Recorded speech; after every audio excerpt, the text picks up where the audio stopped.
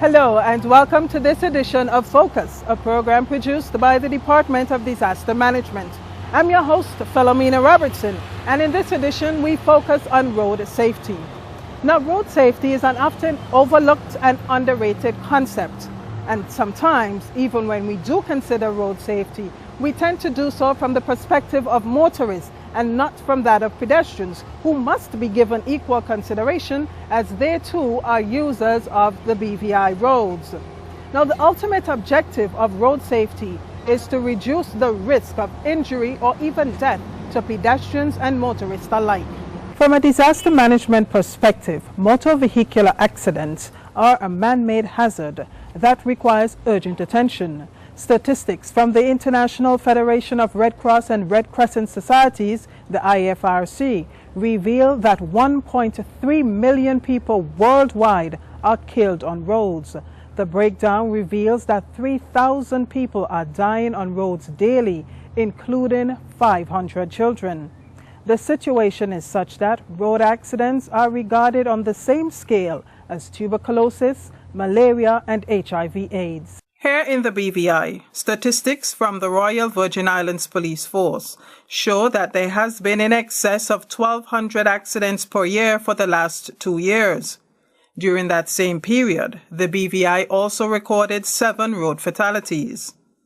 Acting Superintendent of Operations, Kenrick Headley, is the officer tasked with traffic and disaster management for the Royal Virgin Islands Police Force. He noted that road safety comprises multiple elements, these being education, enforcement, and engineering, which he refers to as the 3 E's of road safety. Road safety, when it comes to the enforcement aspect of it, is for us to actually address issues pertaining to traffic infractions.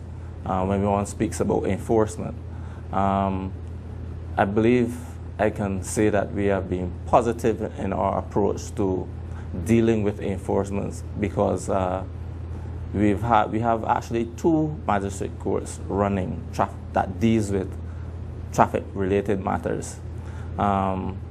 We have seized a number of scooters within the last couple of months. That is because the public is now aware that we are having many challenges in relation to enforcement, so they have assisted us in helping us to address some of the concerns that we as enforcement have with the scooters on the road. So hence that we have seized approximately 5 oversized motorcycles which are above the 125cc that is required within the territory. And we have also seized a number of scooters, reasons being some were not registered, they wasn't insured, or license.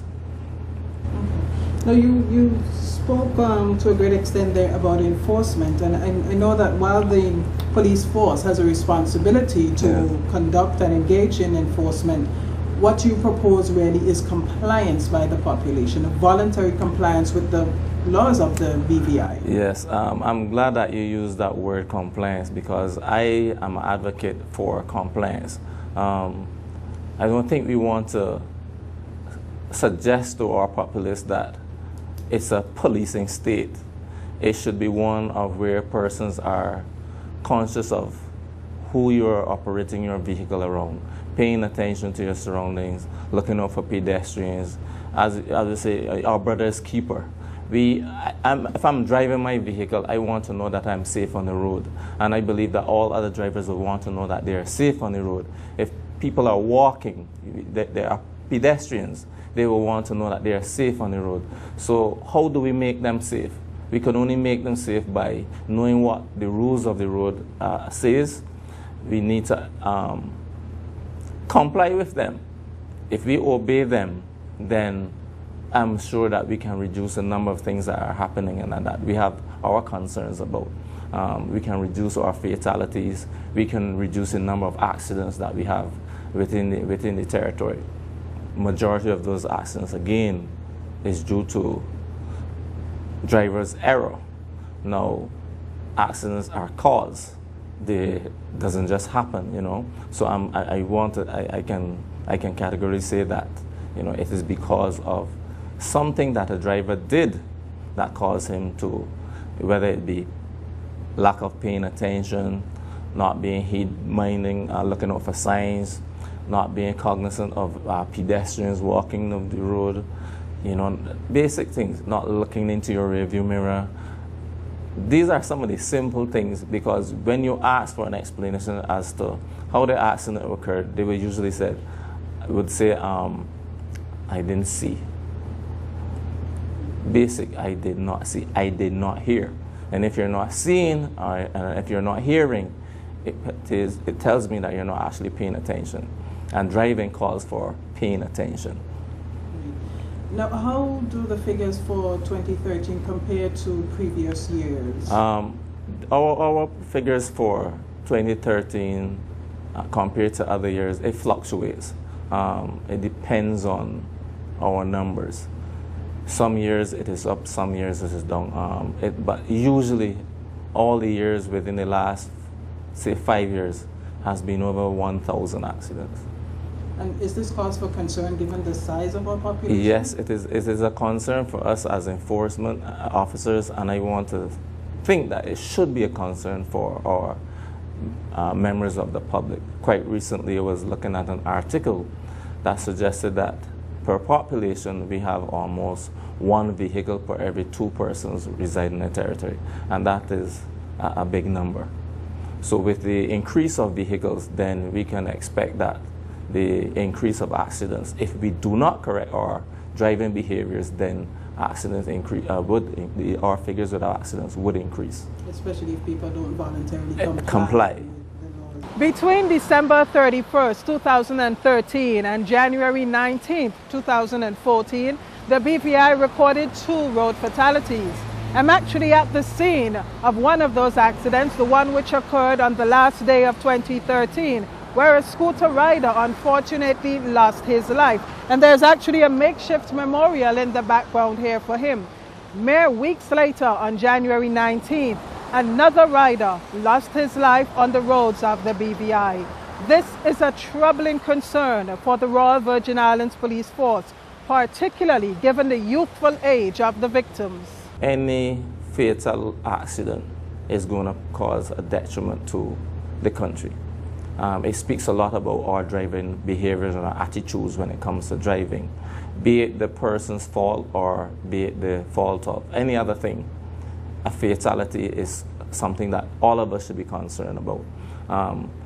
So that is a vexing issue right now. How can we actually address our driving behaviors so that, you know, we can start to reduce the number of accidents? We need to just target, whether we need to just pay specific attention to maybe the education aspect of traffic, or whether we need to pay attention to the legislation that would help curb certain behaviors, because I believe that sometimes the penalties are too small to address some of the concerns. Some people would more adhere if the penalties are stiffer. Apart from the things that you've stated and encouraging persons to just adhere to rules of the road, are we going to look into the possibility of specifically targeting that youthful population who are more likely to be riding scooters? Yes, I've spoken to a few individuals, parents. I'm looking at clubs to get involved. I've recently, only today, just spoke to persons from the youth and sports division. Hopefully we can unite to start to address this vexing issue of scooter riders. It is not the sole responsibility of the Royal Virgin Islands Police Force to ensure road safety in the BVI. it is largely up to road users, motorists and pedestrians alike, to comply with the rules of the road and use common sense. Acting Superintendent Headley has identified collaboration as one of the key ways to deal with the problem of scooter riders, and he appeals for the public to cooperate in this matter. We are looking at partnership. We are asking the members of the public to help us be our eyes and ears.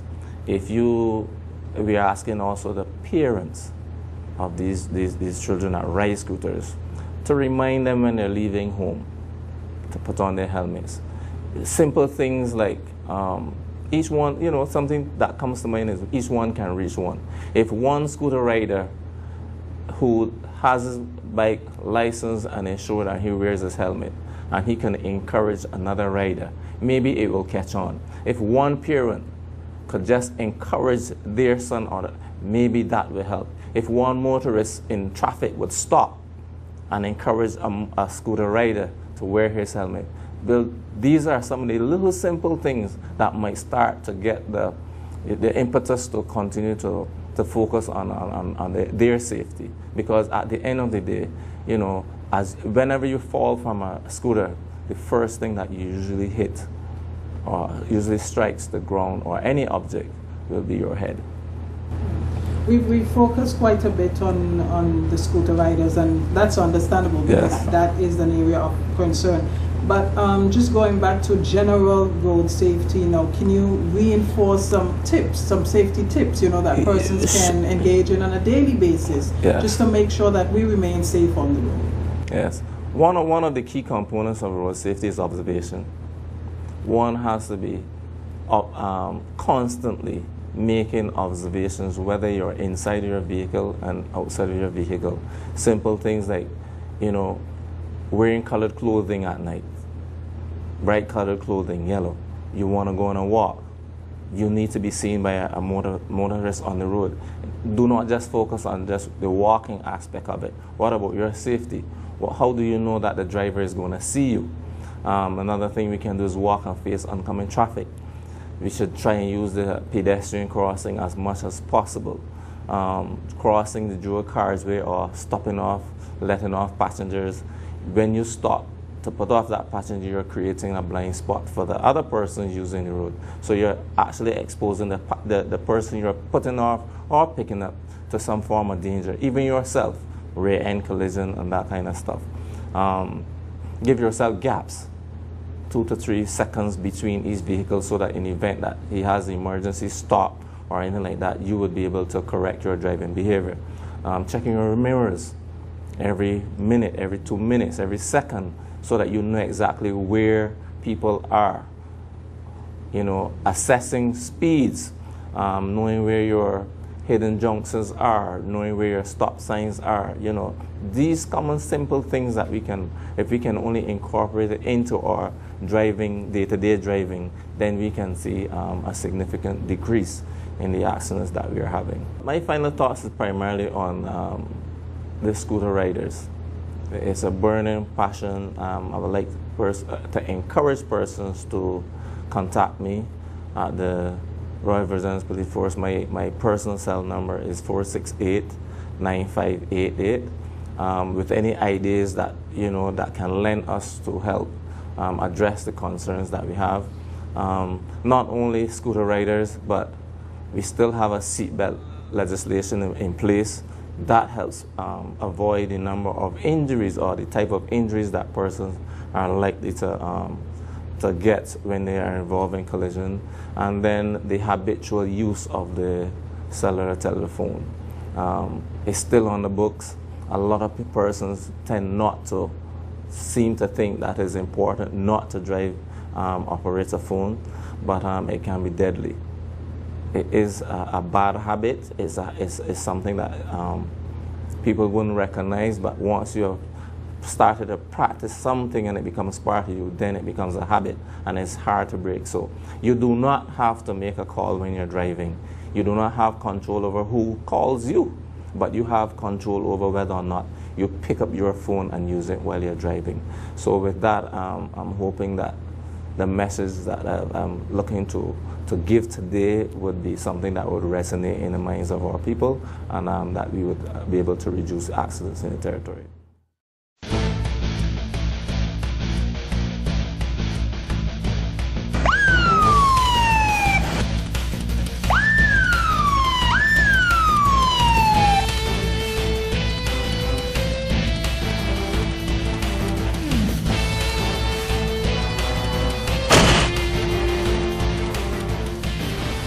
Afternoon, Rider. Officer Tyson. Officer, what are you stopping me for now? Alright, so far you committed 2 traffic offences. You're not wearing your helmet and you're using a cell phone without a hands-free device. Is it an offence for you to be doing such? Officer, I just sticking a little clip to put on my Facebook. At the same time, you doing that can cause an accident, injury to yourself or to someone else. Alright, you have 21 days to pay this ticket. Failure to pay this ticket within 21 days, you can be summoned to court for it. So I can go now? Yes, sir. It's not complicated. Don't talk on the phone without a hands-free device or text while driving. It can save lives. This message has been brought to you by the Telecommunications Regulatory Commission and these kind supporters.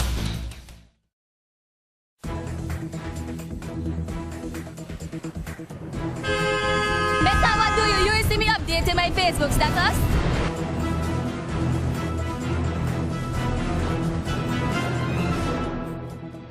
Good afternoon. Good afternoon. You realize that you could have been seriously injured or killed by that vehicle?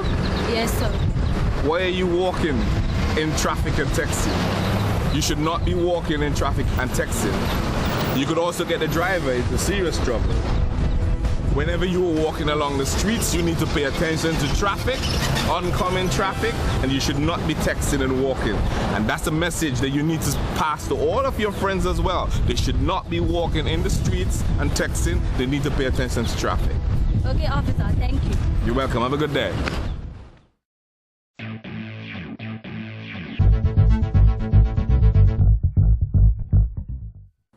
Global statistics provided by the International Federation of Red Cross and Red Crescent Societies reveal that globally, road traffic crashes have become the leading cause of death for young people aged 15 to 29 years. Nearly half of those dying on the world's roads are pedestrians, cyclists, and motorcyclists. The global financial cost of road traffic injuries is $518 billion each year. Road crashes take up much needed healthcare resources in communities that often suffer from other severe health issues. By 2020, unless action is taken, road traffic injuries are predicted to rise overall by about 65%. The troubling level of road accidents revealed through these statistics has prompted the creation of a global partnership to address the issue.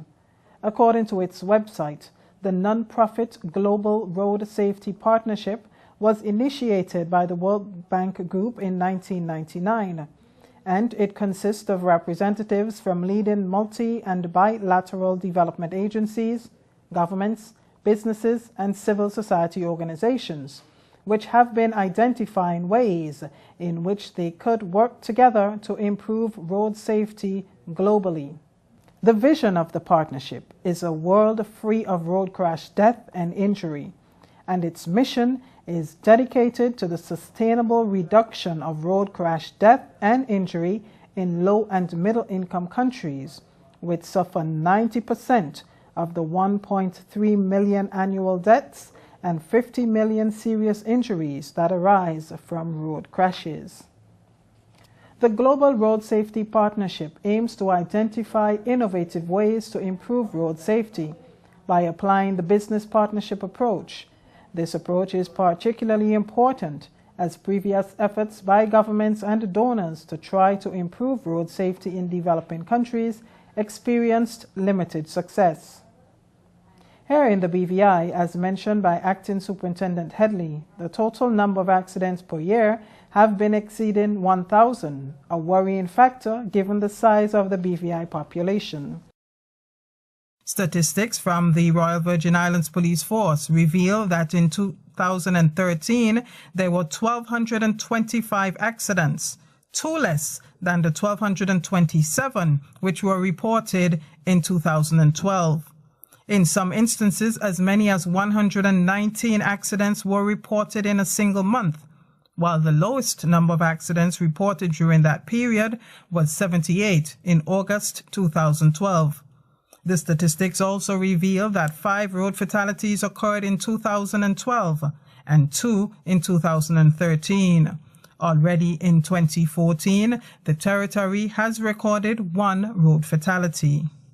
While the DDM is not specifically mandated to deal with the issue of road safety, the department seeks to foster a comprehensive approach to disaster management, and it therefore pursues close collaboration with many partners, one of them being the Royal Virgin Islands Police Force. Additionally, in the event that the scope of an accident exceeds the capacity of the departments responsible, the DDM will be required to mount a coordinated response.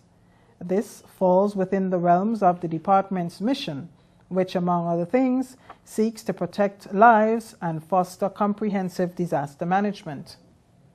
The department's vision also speaks to safeguarding life, a goal synonymous with that of road safety in protecting the lives of motorists and pedestrians. While the Royal Virgin Islands Police Force plays a lead role in traffic management and the DDM continues to promote a comprehensive approach to disaster management, other agencies are already recognizing the importance of partnerships. The Telecommunications Regulatory Commission, the TRC, mounted a campaign in 2013 to promote road safety and the use of information communication technology. The TRC sought and obtained the collaboration of agencies like the DDM, Fire and Rescue Service, and the BVI Red Cross Society to produce a number of public service announcements promoting road safety. It is this level of collaboration that is needed to make the streets of the BVI safer. As we come to the end of this program, it is fitting that I leave you with a list of tips that can help guide your safe usage of the roads in the BVI. Be alert and pay attention. Use a seatbelt at all times. Observe the speed limit. Do not use cell phones while driving. Do not drink and drive. Do not talk or text and drive. Maintain a safe distance between your vehicle and the one ahead. Always wear appropriate protective gear, including a helmet, if riding a bicycle, scooter, or motorcycle. Pedestrians, use a crosswalk. If one is not available, ensure that you are seen by motorists before proceeding across the road. That brings us to the end of this edition of Focus, a program produced by the Department of Disaster Management. Until next time, be safe on the roads. Make road safety your priority. I'm Philomena Robertson. Thank you again for joining us.